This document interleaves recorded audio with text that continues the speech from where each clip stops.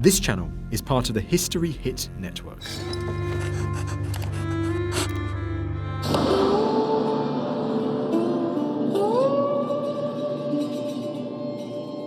Peasants Revolt was the most astonishing popular uprising of the Middle Ages. It was a response to a century that was hell to live in. On top of plague, famine and war, the government had imposed a poll tax. In 1381, the people snapped.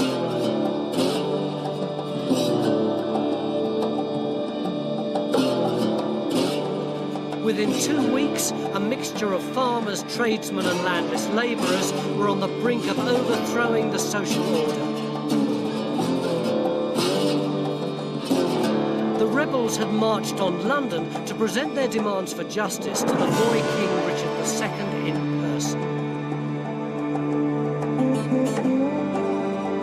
15 days in, and 2 vast armies from Kent and Essex were camped north and south of the Thames.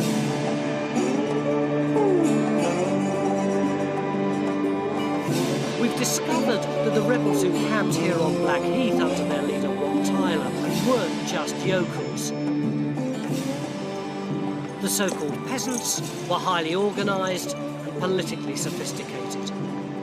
They wanted change and they wanted freedom.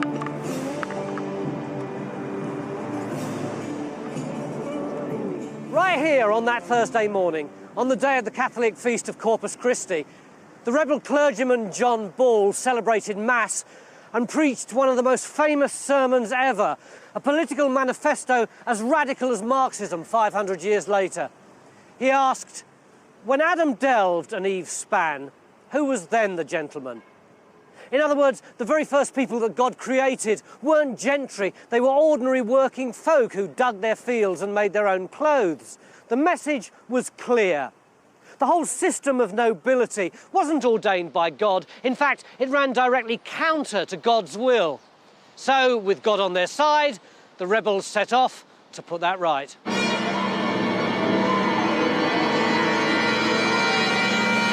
King Richard and his court had no idea how radical the demands of the rebels were, so they'd got no plan to deal with them.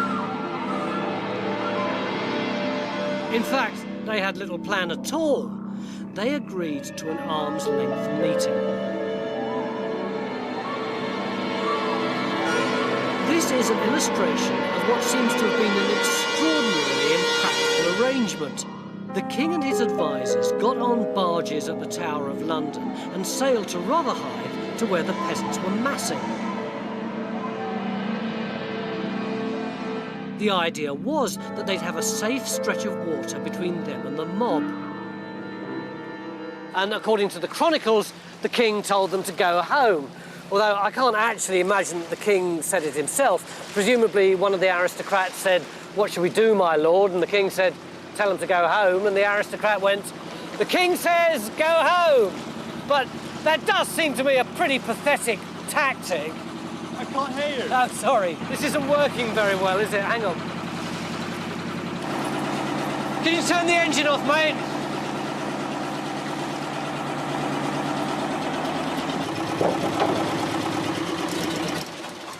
I said it seems a pretty pathetic tactic to just simply have said, go away. It certainly was, but there's chaos in the king's advisers at this time. His ministers do not really know how to deal with this. They're not quite sure how large the revolt has become, and their earlier efforts to send out messengers to try and intercept the rebels and tell them to go home simply hasn't worked. So what did the king do?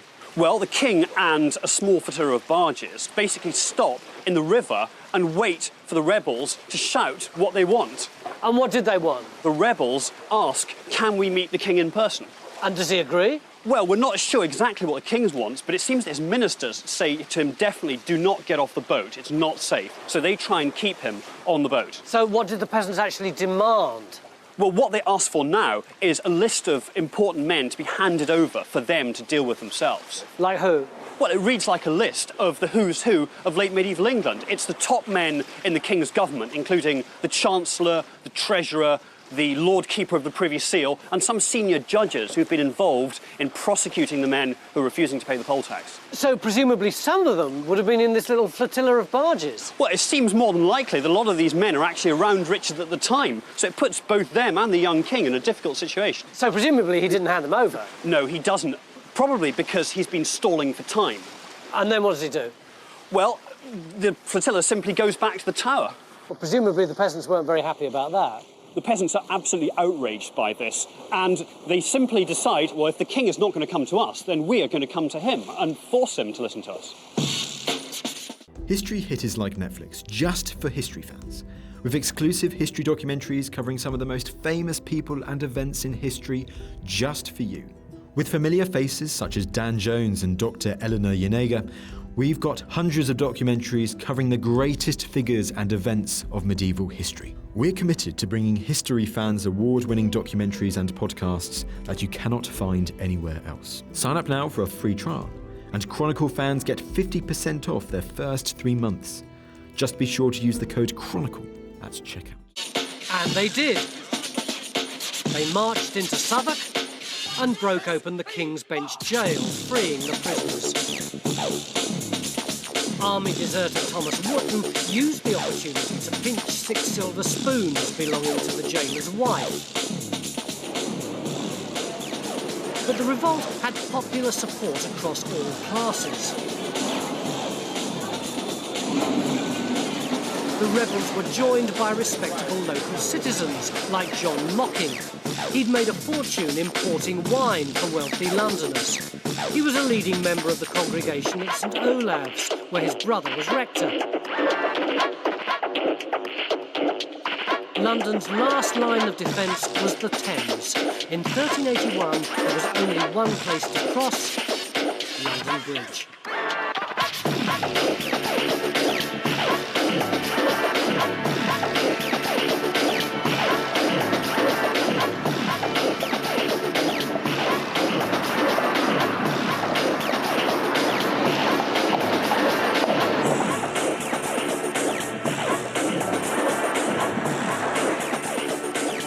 By putting pillars of the community like John Mocking in front of the crowd, the rebels persuaded the aldermen defending London Bridge to lower the drawbridge. The peasant army swept across the bridge and into the defenceless city.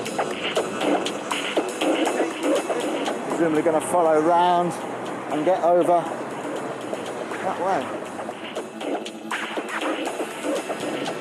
I've only got a token force, but we're following the exact route the rebels took.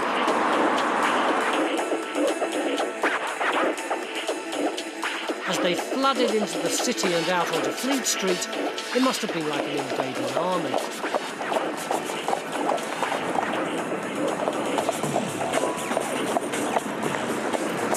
Many Londoners supported the revolt and turned out to welcome the peasants, but there was fear and panic too, as the peasants started to hunt down their targets.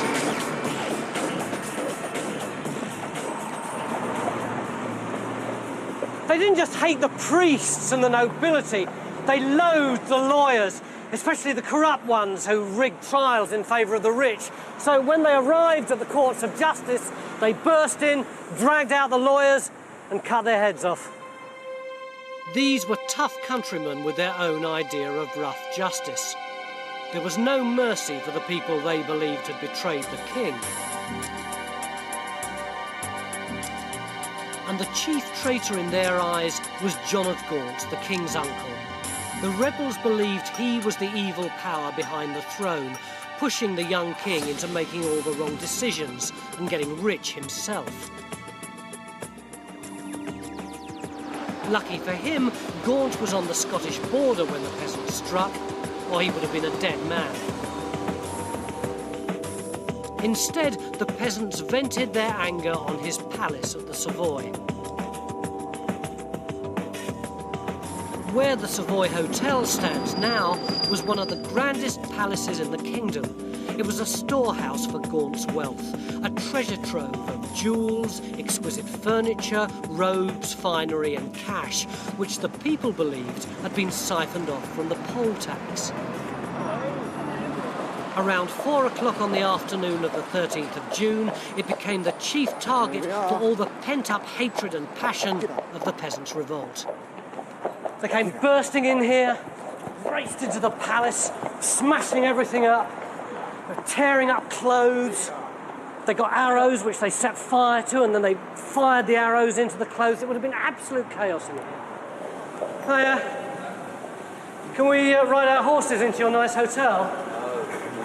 I got 300 peasants outside. Can I bring those in too? No? Where can we park the horses? In the stables. In the stables round the back. Nothing much changes in a few hundred years, does it? Can I come in on my own? I'm booked in for a cup of tea. I'm going to get a cup of tea. 600 years ago, the gatekeepers at the Savoy were on the peasants' side. They let them right in, thousands of them. Peasants, gentry, countrymen and Londoners.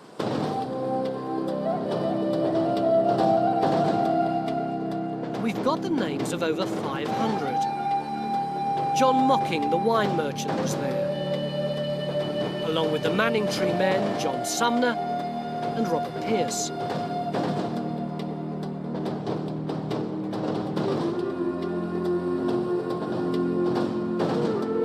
There were also lowlifes like Richard Scott, a street con man who'd scratched a living cheating gullible visitors to the capital with loaded dice.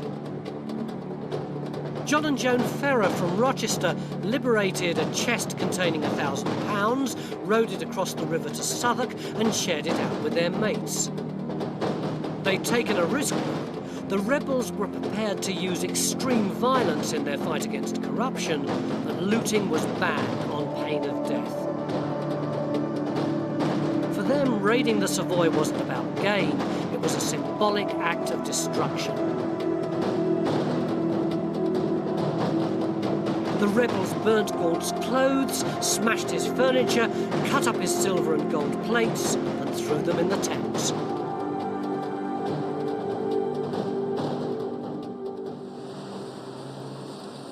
It was a very nice tea, actually. They do a good tea at the Savoy. I think one of the things that our experiments have shown is how different the world was in the Middle Ages. I've nicked you a bit of cake, by the way. Fantastic. From how it is today. For instance, the kind of violence that they meted out in the Peasants' Revolt is unlike anything that there's been in London in my lifetime. They completely destroyed this place and left it in ruins for decades, just to show people what a terrifying thing it was when the peasants revolted. Caroline, the old Savoy doesn't look nearly as grand round the back as it does from the front, does it? No, but I think perhaps in 1381, this side would have been quite as impressive as the front. So you've got loads of rioters here, not just people from Kent and Essex, but local people too. Would they have just left their work and mucked in? I'm quite sure the Londoners participated in the attack on the Savoy. They were obviously opportunists, but they had their own reasons for disliking John of Gaunt. They disliked him because he had tried to extend the jurisdiction of the Crown and threaten the privileges of the City of London. Do you think this would have had any impact nationally, or was it just a London event? No, it had a massive impact nationally and in Europe. I mean, it was well known all over Europe that this had happened. I think there's some very close parallels with 9/11 and the kind of impact that that had. But only 200 or 300 people died here, compared with thousands in 9/11. But think of the population of London. The population of London was perhaps 40,000. So 200 or 300 people is about, 1 in 800. Whereas if you think of New York, population of 8 million, 2,000 die, that's perhaps 1 in 16,000.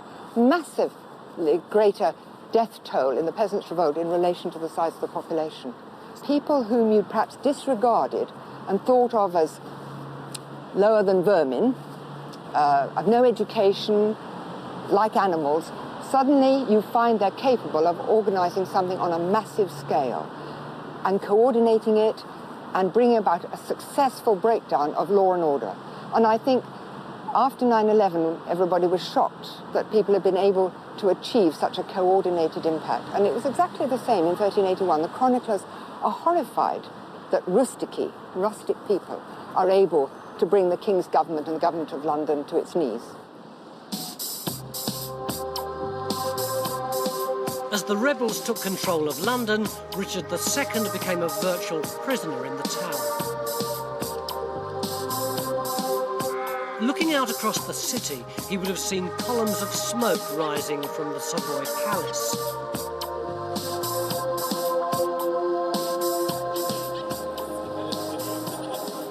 So what would the atmosphere have been like here in London during the revolt?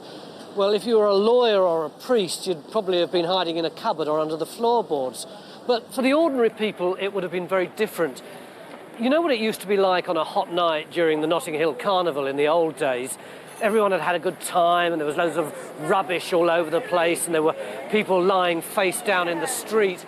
But behind all the singing and laughter, there was an undercurrent of something much more violent and sinister. Some started to use the revolt as a cover to settle private grudges. It wasn't just corrupt officials that were hauled out for summary executions. One of the nastiest aspects of the revolt was a series of what nowadays we'd call racist attacks. The targets were the Belgians, or the Flemish as they were then known. What had they done wrong? Well, they were foreign and they made a lot of money, and that was enough. The rioters would seek them out, they'd grab someone, throw them against a wall and get them to say the words bread and cheese. If they used the Flemish phrase brood en kasse, that was proof. They were dragged away and their heads were cut off.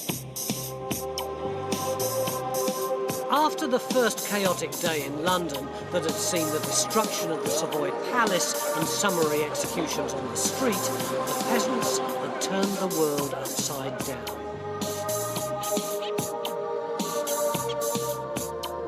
Holed up inside the Tower, the King was presiding over a desperate debate about strategy.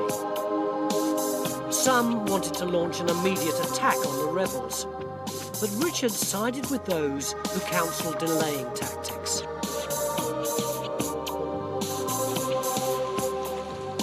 He sent a message to the rebels. To determine the fate of his kingdom, the next day he would meet them face to face.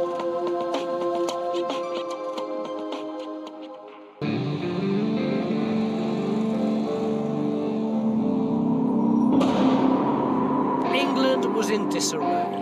In just over 2 weeks, the Peasants Revolt had shattered the rigid rules of medieval society. Peasants from Kent and Essex had overrun London and forced the King to agree to a face-to-face meeting. The Essex rebels camped here, a mile outside of London on the road to Essex, at a place appropriately called Mile End. There's the station over there. It was here on the 14th, only a fortnight after the revolt had started, that the King of England himself rode out to meet the rebels. It was confusing, scary. The King himself was under threat. He was Daniel in the lion's den. But was the royal party right to be so scared? They were. The threat was very serious indeed. Half of the country was involved with the rising now. They were in very serious trouble and they knew it. So when they got here, what happened? Well, they approached the crowds. You have to bear in mind there's a huge crowd. You had the Essex Army here, about 30,000 peasants in the Essex Army. The London population had turned out to join this enormous gathering. This was an extraordinary moment in English history. And what did they want? They drawn up 4 demands. One was for an end to bonded labour, which meant that the peasant would be able to work for any lord they chose to work for. So they wouldn't be serfs anymore? Exactly, that would be the end of serfdom, yeah. Absolutely right. The second related demand was that any peasant would be able to sell their produce as they chose on the London market or wherever. In other words, they wouldn't be forced to hand over tribute to the local lord. So these are guys arguing for a free market, basically? Well, they certainly wanted the freedom to trade as they chose, yeah. That's right. And the third? The third demand was for land rent to be reduced to 4p an acre. Now, this is interesting because land rent varied enormously across England. Some peasants had to pay up to 2 shillings a year per acre for their land. So to reduce that to 4p an acre across the country suggested they had a national plan, a national vision for how things could be different. This was a demand based on economic theory? maybe theory is too strong a word, but they certainly had economic ideas. This wasn't some crazy, chaotic outburst, some irrational outburst. They had an economic plan for how England could be organised differently. So that's 3 demands. The fourth demand was that nobody should be punished for having taken part in the rising. So the king's confronted by all these radical demands. What does he do? He concedes. He knows he has no choice. They're really in a corner at this point. How did the rebels know he'd keep his word? They got it in writing. It's the same today, isn't it? You don't just take someone's word for it, you get it in writing. They demanded charters of freedom for every single village represented at Mile End that day. This was unbelievable. The king had granted every one of the peasants' demands. At a stroke, he'd agreed to dismantle the entire structure of medieval society, ending serfdom and producing signed documents to make it official. And this is the evidence, a contemporary copy of one of the charters recorded by a chronicle. In trying to hang on to his kingdom, Richard was willing to sacrifice almost anything and anyone.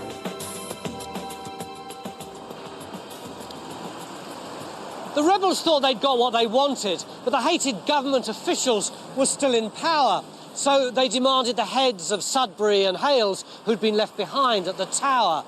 And when the king murmured something about giving them justice, a group of them broke away, Tower of London please, and raced back to London with the news that the king was throwing the traitors to the wolves.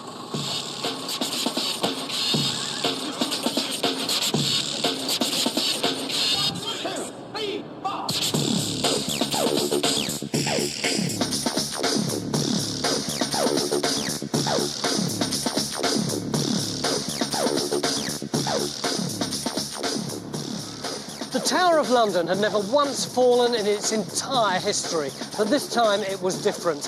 When the rebels arrived, they found the drawbridge was down and the doors were open. The king, or someone close to him, was clearly on their side.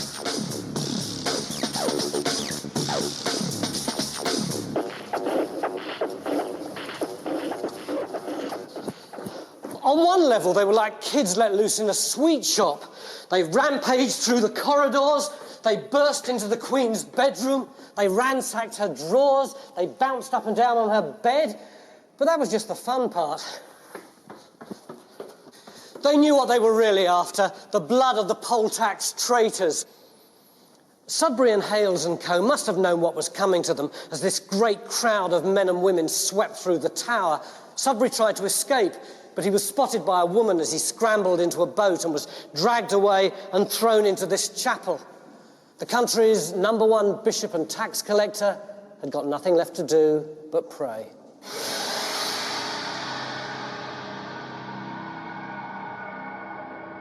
It took 8 blows to sever Sudbury's head from his body.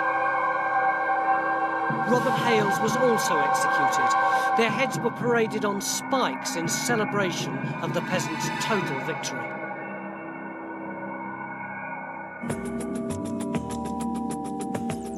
After just 2 weeks of rebellion, the peasants had overturned medieval society.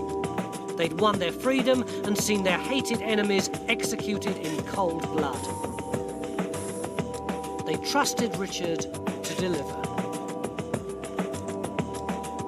So even while the newly won charters of freedom were being signed, satisfied peasants started drifting back to their homes.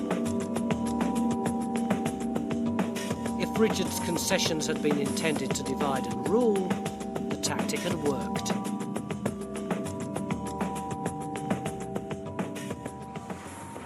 Down this little alleyway is the site of Richard II's bolt hole, a fortified house in the city walls known as the Wardrobe. It was here on the night of the 14th that a special team of 30 monks was drafted in to copy out the royal charters of freedom.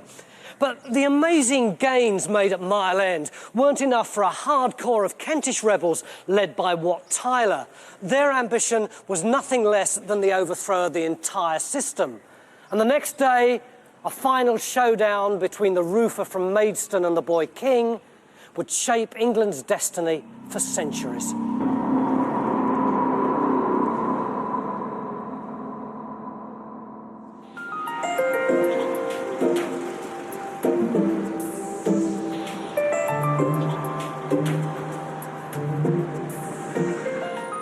When the Berlin Wall fell in 1989, there was this extraordinary feeling of excitement and euphoria that ordinary people had overthrown a superpower.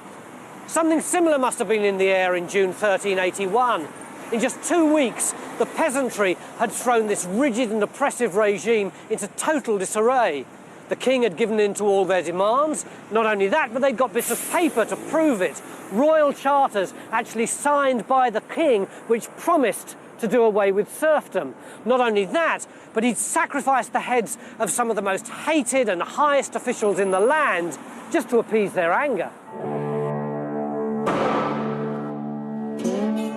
The status quo had been stretched to breaking point. When news reached the authorities that Wat Tyler wanted further concessions, they must have realised a showdown with the hardcore rebels was inevitable. They had to come up with a strategy. Their plan to fight back all rested on the shoulders of a 14-year-old boy. Richard II knew he was going to need all the help he could get. At 3 o'clock on the 15th, the deeply religious young king came here to Westminster Abbey to pray at the shrine of his venerable ancestor, the Saint and King Edward the Confessor. He'd only have had the haziest idea of how badly his kingdom was falling apart. But what he did know was that for him, the next 6 hours were make or break. He had one trump card to play. The peasants absolutely trusted Richard to do the right thing by them. They were wrong. The crunch meeting was make or break for both sides. It was arranged for later that day, here on neutral ground outside the city walls. In 1381, it was a field by the monastery and hospital of St Bartholomew, Smithfield. Smithfield Meat Market grew up here outside the city walls. No one wanted the dirty business of butchery in part of the city. And Smithfield was also a place for dirty political deeds. A few years before, William Wallace, Braveheart, had been hung, drawn and quartered here. On the 15th, death was once again.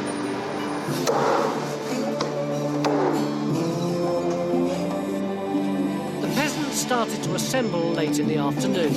They knew that the political future of England was theirs to grasp.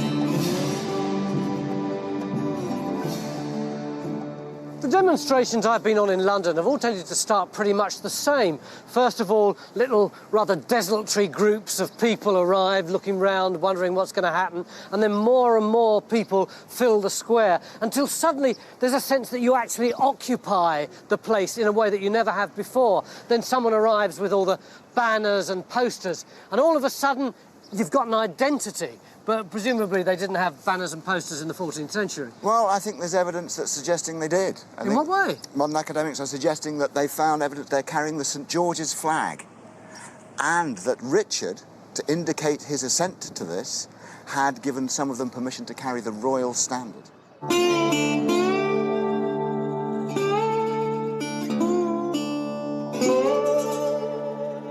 The peasants may have had their 14th century equivalent of placards, but that's as far as the parallel with the demonstration goes. They were a far more formidable fighting force than a bunch of modern protesters. They had to be. Richard's men had state-of-the-art equipment. This guy would have been a bit more threatening than a copper in a riot shield, wouldn't he? Absolutely. So the status quo guard, and we're 35 years into the 100 Years' War. These are men with real military experience. So a man clad in steel is an intimidating thing. So what kind of weapons would the king's forces have had? The predominant weapon of the period, of course, is the sword. Yes. So they'd have been armed with the sword. Sword can be used, obviously, to cut. You can thrust with, you can cut with. You can use the other end as a hammer. You can use the crossguard as a hook. It's a very versatile fighting tool. They also would have had daggers. Daggers would be on both sides. Daggers are a wonderfully versatile weapon. Again, great, somewhere like London, good for street fighting. Get in close, stab people in the shoulder, which has a particular resonance in this circumstance. Yeah, but with this armour and the sword, surely the rebels would have easily been hammered. Well, I think the important thing to remember with this rebellion is this was an armed rebellion, and in London there were two opposing forces, heavily armed. There was no inequality here. So what did the rebels have? Well, they had a variety of things. Obviously, they weren't all peasants in the way that people today think they were. But even if some of them were, the poorest man in the land can afford a stick. You can get a stick for free in the woods. Is that much good, though? Yeah. I could beat a man in armour with a stick. Never. First of all, I've got reach. His main job, he's got to get near me. I could have hit him 20 times then. If he's clever enough to get hold of my stick and comes in, I can use the stick to block with. Now I've got a wonderful lever. He's off balance and I can hit him and hit him again. So a stick is very useful. But even if you're not a skilled person with a stick, even if you're somebody who hasn't done much but just has anger in your heart, you could do a lot of damage with that. Oh, then that's for me. That one's for me. Yeah, I like that. What about this? This is quite Simple, fierce, isn't it? agricultural tool. It's called a hedging bill. It's for trimming the hedges, laying the hedges, getting them neat. It's a weapon in its own right. But pop down to your local blacksmith and get him to spend 10 minutes in the forge and put a spike on it. And you can see, look, it's the same tool. This is like the yeoman of the guard use nowadays. Exactly. This, with a spike on, becomes the English military bill, and it was a classic weapon of the 100 Years' War. English billmen were famed the world over. And it's got reach. You can get to people on horseback. It's got power. Even simpler, you just need to take a scythe blade. So a scythe for reaping the corn, down to the blacksmith, and put it on a long pole. Now you've got a devastating, awesome cutting weapon. So you've got the reach to scythe up at that knight sitting 6 foot high over his horse, or chop the horse. What's this thing? Well, I have to say, this does look a bit Joey. Joey, it's a flail. You've seen Bruce Lee movies. Yeah. And they have the nunchuckers. Oh, yeah. Two little short sticks. Yeah. And they do all that stuff and do things like that. That's because they use it to thresh the rice. What they did in Europe was they used this with a longer pole to thresh the wheat. So again, we're a few weeks away from harvest. The wheat is still green, but once that's golden brown, you need to thresh it. You need to separate the wheat from the chaff. So it's simply a tool. They do that on the floor to separate the wheat from the chaff. Stick some nails in it, and you've got a military weapon. Blimey, I wouldn't like to be on the receiving end of that. No. And even if you're wearing armour, then there's going to be a level where you get some blunt trauma. Oh, let's have a go at that.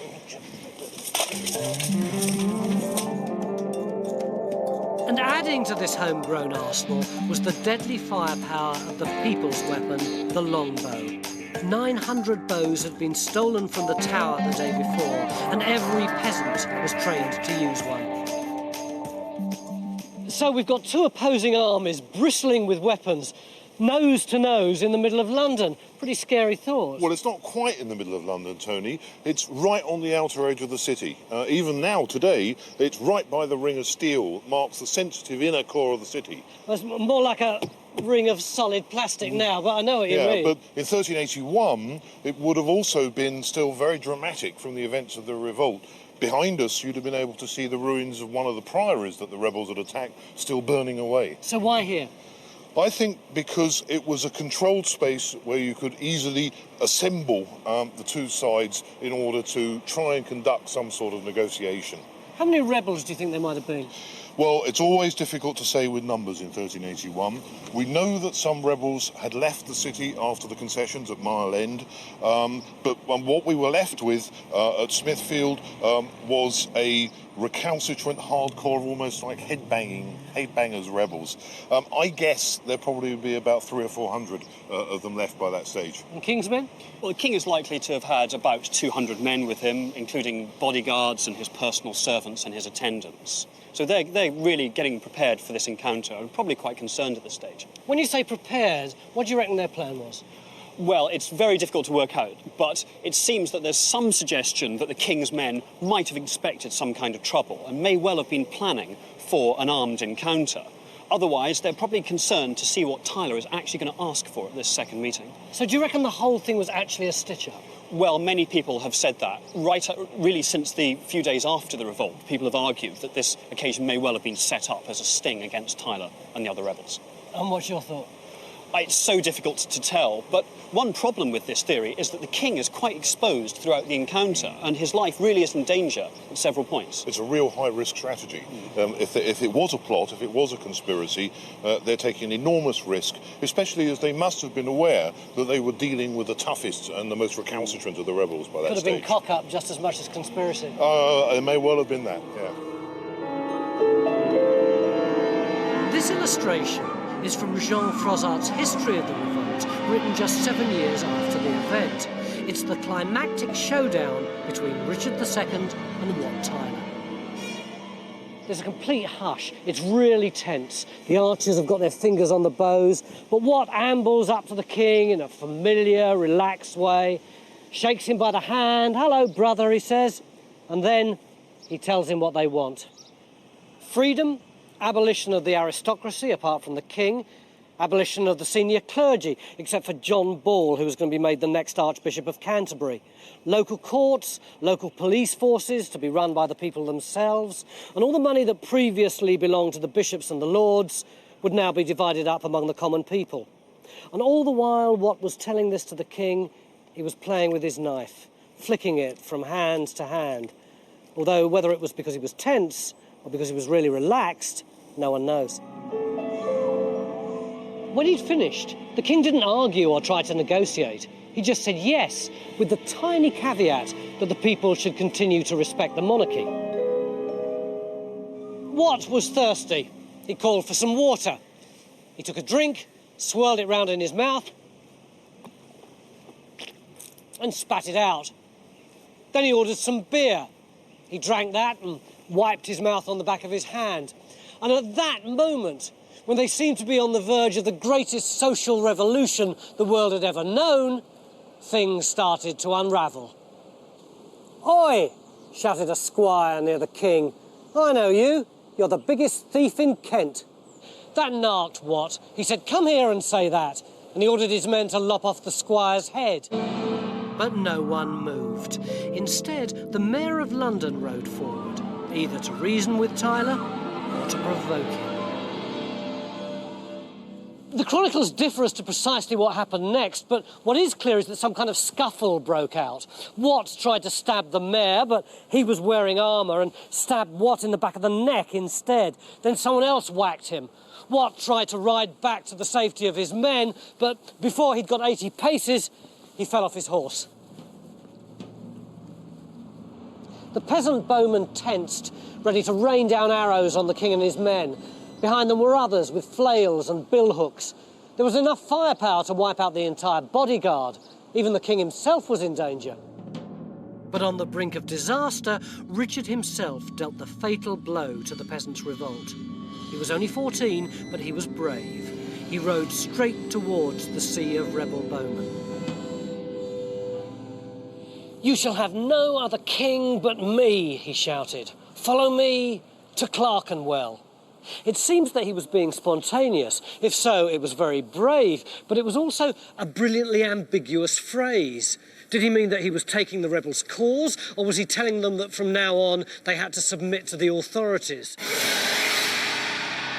The peasants lowered their bows, breathed a sigh of relief, and followed their king to the fields of Clerkenwell. All through the revolt, they'd appealed to him for justice. Now their fate and that of the wounded Wat Tyler lay in his hands. Surely the divinely appointed monarch would see them right.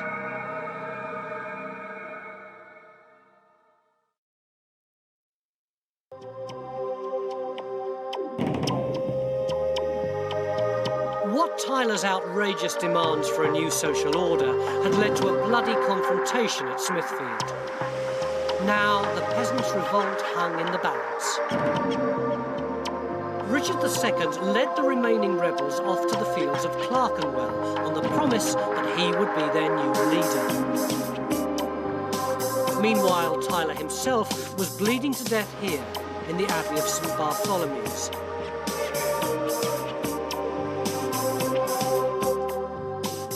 He'd been dragged here after he'd been stabbed. The monks were trying to keep him alive when the king's men burst in and dragged him outside for a show execution. They severed his head from his body, and with that blow, the revolution ended. They stuck the head on a spike and took it off to the fields of Clerkenwell, where the king had led the rebels. But at the same time, all the available loyal forces in every ward in London converged on Clerkenwell and surrounded them. When they saw Tyler's head and the show of force, the rebels threw away their weapons and dropped to their knees in the corn, begging forgiveness. The rebels had come within an inch of transforming the country. But with Wat Tyler's death, the momentum of the revolt was broken. And as the shockwaves of failure spread, the rebellion slowly died.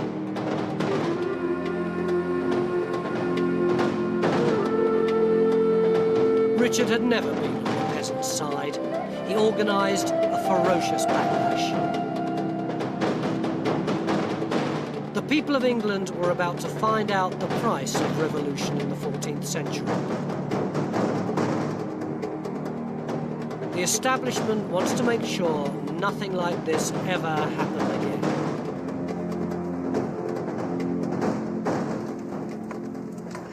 After the disaster at Smithfield, thousands of rebels went home, hopeful that they wouldn't be identified. But a small corps clung on as outlaws. In the Middle Ages, if you were an outlaw, then like Robin Hood, you tended to hide in the forests. And 500 of them were cornered in the woods of Billericay and massacred. Then the king appointed commissioners to seek out and destroy the leaders of the rebels who'd returned home. They were to be punished, said the king, either according to the laws of the Kingdom of England, or else by other means and methods, by beheading, by mutilation of limbs, as seems to you both expeditious and sensible. The Billericay deaths were just part of a campaign of terror that shocked even the chroniclers of the time. Scholars estimate that hundreds died before official prosecutions began. And what about the individuals whose stories we've been following? Wat Tyler was probably already dead from his wounds when he was beheaded. John Ball suffered the full torture of being hung, drawn and quartered some months later. He died still proclaiming his simple faith. Many wealthier rebels like John Mocking the wine dealer, Thomas Raven the MP, and the men from Manningtree were pardoned and lived out lives of respectability.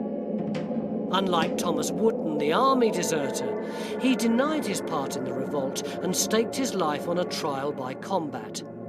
He lost.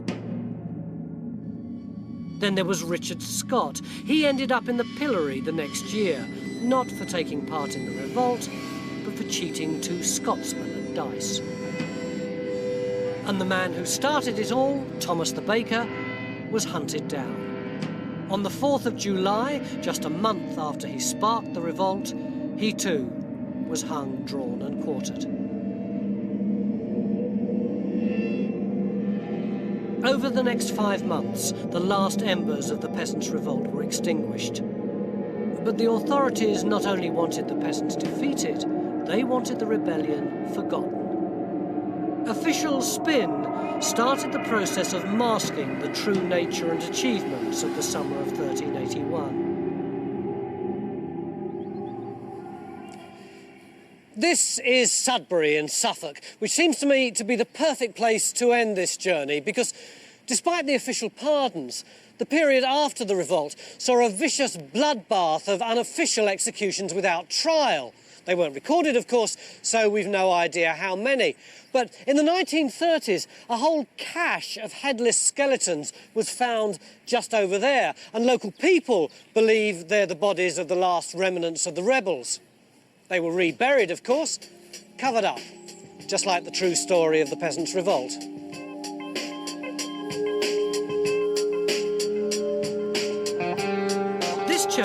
was once the heart of an institution founded by Simon Sudbury, the hated archbishop who'd enforced the poll tax.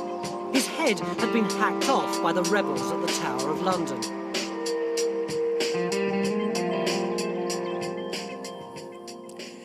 We know that the summer of 1381 was gloriously hot, but if you want proof of the fact, it's here. Sudbury's supporters rescued his head from the spike on which the rebels had stuck it and brought it back to this church. It's in this little cupboard here. There you go. Can you see that the air was so hot and dry that it actually mummified all the skin on the lower half of his skull? That is the head of the man who collected the very first poll tax. It was this that was paraded round on a spike on the 14th of June 1381, and there you can see the sword marks where his head was hacked from his neck. It's quite a bizarre historical relic, and it's just about the only tangible thing I can show you from the Peasants' Revolt.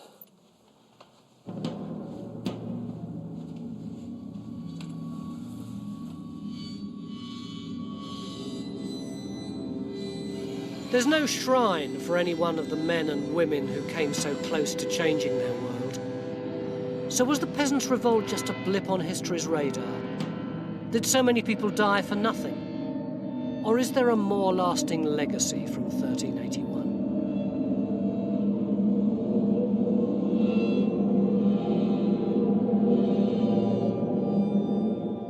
The global impact of the Peasants' Revolt showed that ordinary people could get together and think about politics on a broader level beyond their own lives.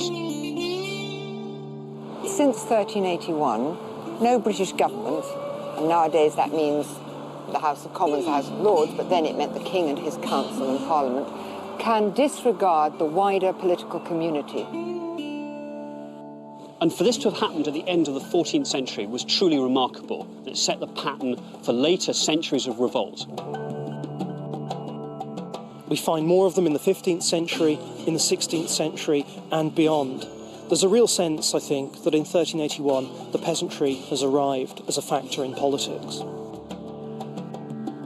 People today are protesting against exploitation and warfare. So what the peasants did in 1381 does echo down the centuries to us, and it does have a resonance in terms of our own experience today.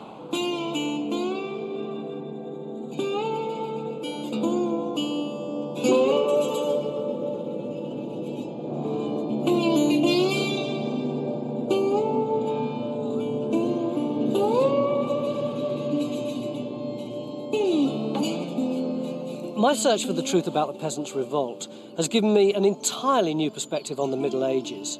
All right, they were tough and horrible for the majority of ordinary people who were trapped inside this tyrannical and oppressive regime. But we're not talking about brain-dead yokels like something out of a Monty Python film.